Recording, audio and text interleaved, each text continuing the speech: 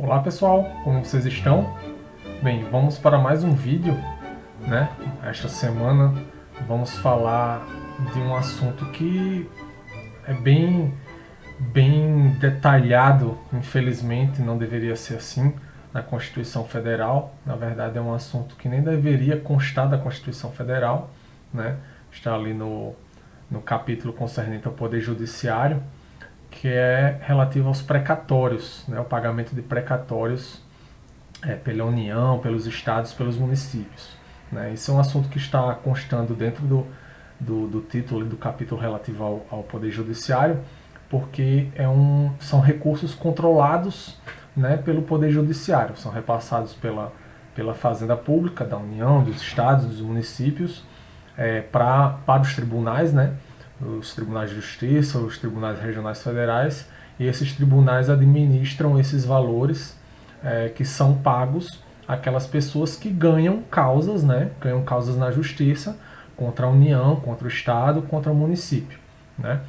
Em regra, as causas contra a União, né? Os valores são pagos perante o Tribunal Regional Federal, né? O tribunal que administra os tribunais, na verdade, são 5, né? Atualmente no Brasil, né? E quando as causas, né? Quando é o Estado, o município, né? Envolvido numa causa que ela perde, né? Alguém ganha um valor, né? Uma causa previdenciária, uma indenização, né? Contra um Estado, um município, aí geralmente é o Tribunal de Justiça, né? Os tribunais de justiça dos estados, né? Que administram esses valores que são pagos pelos precatórios. Né? Em regra, como é que ocorre, né, essa sistemática dos precatórios? Né? Você ganha essa causa e aí pede execução desse valor, né? E se esse valor, a requisição desse valor é feita até 30 de junho, né, do ano, né? Hoje estamos em 1º de junho, então as requisições, né, levadas até a data de 30 de junho, né, elas são incluídas no orçamento do ano seguinte, né? Lembrando que aí o orçamento ele tem a transição, a questão da anualidade, então até 30 de junho, se essa requisição é feita, ela já pode ser incluída no orçamento do ano seguinte, né? Mas se essa requisição é feita depois de 30 de junho, né, aí ela só vai ser incluída no orçamento do outro ano, ou seja, se alguém ganha uma causa, né, pede execução, e a execução desse valor, né, contra a União, Estado ou município é realizada no dia 2 de julho, né, deste ano, 2020, então esse valor de precatório só vai ser pago no exercício de 2022, né, só no outro ano, né, que vai ser incluído no orçamento, porque as requisições para o orçamento de 2021 já vão ser fechadas agora em 30 de junho. Né? Esses valores que são submetidos ao regime de precatório são valores altos. Né? No caso da União, são execuções acima de 60 salários mínimos. Né? Nos estados, em regra, é 40 salários mínimos. O estado pode definir um valor superior a isso, não inferior.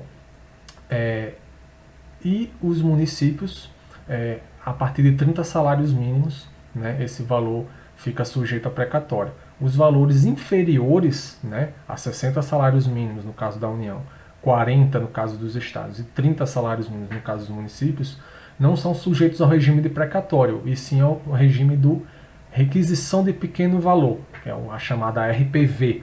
Né? Essa RPV ela é paga independentemente, né, da inclusão em orçamento. Né? Na verdade, já há uma dotação orçamentária prévia, né, para esses valores pequenos, né, e o valor, no caso da RPV, ele é pago em até 90 dias da requisição. Né? Quando esse valor, então, é um valor baixo, né, para os padrões da União, né, das dívidas que a União tem, dívidas de execução judicial, né, abaixo dos 60 salários mínimos, né, então esse valor vai ser pago ali pelo tribunal em até 90 dias. Né. O tribunal já recebe um valor, já tem uma dotação orçamentária ali reservada para o pagamento dessas RPVs, né, apenas quando é o precatório que a requisição para inclusão em orçamento para um outro ano.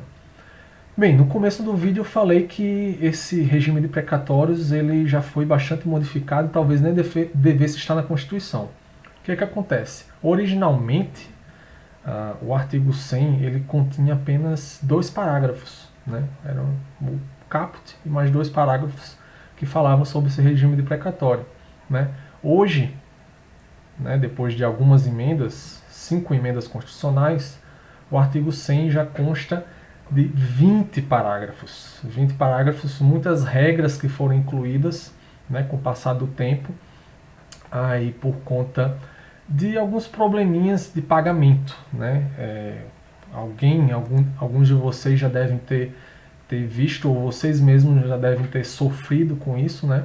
Alguma causa que vocês ganharam contra o Estado, o município, principalmente estados e municípios, né? A União costuma não ter atrasos em pagamento, mas os estados e municípios costumam ou costumavam ter atrasos em pagamento de precatório, né?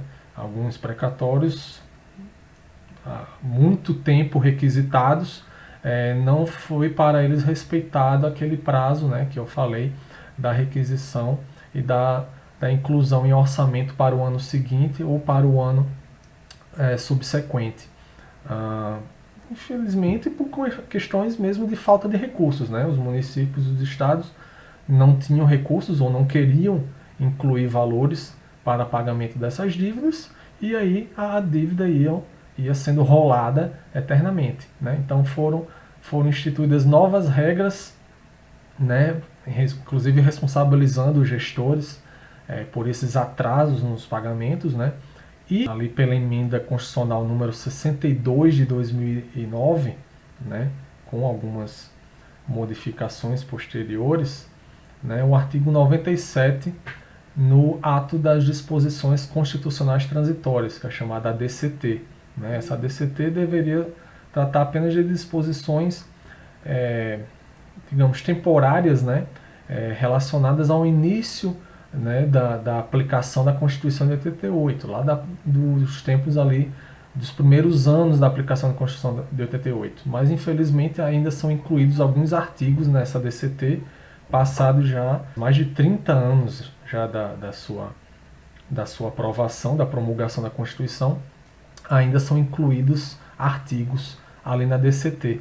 Então, a Emenda Constitucional 62 incluiu esse artigo 97 na DCT, né, e também houve aí algumas modificações depois da emenda 62. Também houve a emenda 94, alterando o artigo 100 da Constituição, mas o que ocorre, né, hoje em dia? Para os estados e os municípios que têm dificuldades para pagamento desses valores, eles são obrigados a destinar, né, um percentual da receita corrente líquida deles, né, eles têm que separar um percentual da receita corrente líquida deles para pagamento desses precatórios em atraso. Né? Já são pagamentos que vão de muitos anos e que vão se acumulando, né, com novos pagamentos, com novas obrigações que são geradas, né, pelas demandas judiciais. E além desse percentual mínimo, né, que eles têm que reservar da receita para pagamento dessas obrigações judiciais, também foi instituído um leilão, né? Foi instituído um leilão para aqueles credores, né, que desejem receber num prazo mais curto, né, que não queiram esperar tanto e tem valores altos a receber, né? Foi instituída uma regra para definir o seguinte: quem aceitar aplicar maiores descontos no seu crédito poderá receber, né, num prazo mais rápido esses valores. Esse leilão, né, foi instituído então pela emenda 62. Porém, o STF em 2013, né, por meio de ações diretas de inconstitucionalidade, né, julgou esse artigo 97 aí da ADCT, do ADCT, integralmente constitucional, né?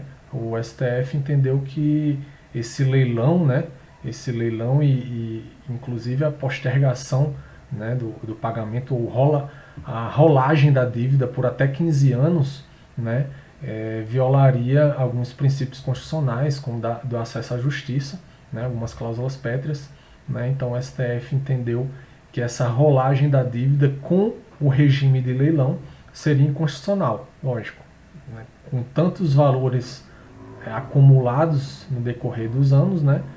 Certamente os estados e municípios que estão com dívidas maiores, eles estão com grandes dificuldades, ainda mais agora, nesses tempos, né, de crise, para pagamento desses precatórios. Porém, o fato é que eles já deveriam ter feito esses pagamentos há muito tempo, já deveriam ter negociado isso há mais tempo, né?